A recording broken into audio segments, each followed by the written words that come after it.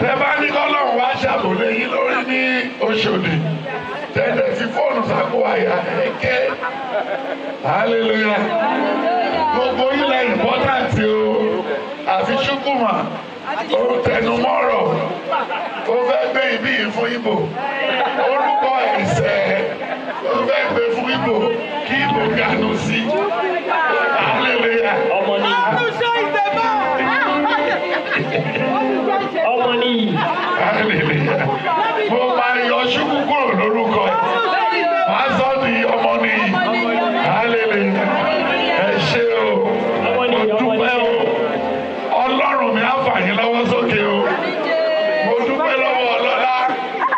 Mo dúpẹ́ torí ajá títí wọ àárọ̀ yìí àti àwọn báyọ̀. I credit all of you.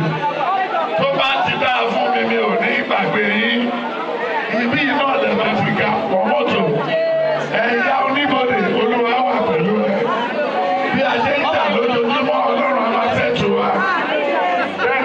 Wọ́n lè máa bí sí bẹ́ẹ̀ ṣe dọ́ọ̀jì mi, Olúwa mi jẹ́ kí dọ́ọ̀jì mi kú.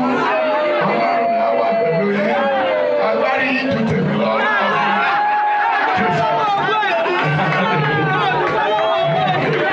Mo ti dúpẹ́ lọ́wọ́ Kate Àjòkúta mọ́mọ́ mi tó bí sí Ìbàdàn tó wá láti Òkúta tó tún wá láti Imo State.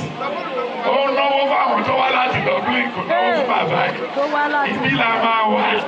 Màá sọ bá dé ọlá pẹ̀lú bá má dé ọlá mọ́ra.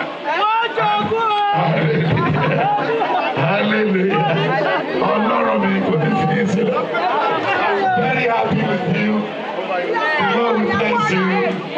The Lord will